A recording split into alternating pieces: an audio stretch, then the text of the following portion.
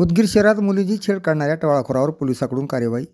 उदगीर शहरातील शाळा महाविद्यालयासमोरील प्रवेशद्वारासमोर अनेक टवाळखोर तरुणांनी मुलींची छेड काढण्याच्या घटनेत दिवसेंदिवस वाढ होत होती. अनेक पालकांच्या तक्रारीही येत होत्या. या घटनेची दखल घेत मनसे विद्यार्थी सेनेच्या वतीने टवाळखोर तरुणांचा बंदोबस्त करावा अशी मागणी पोलीस निरीक्षक दिलीप गाडे यांच्याकडे केली होती.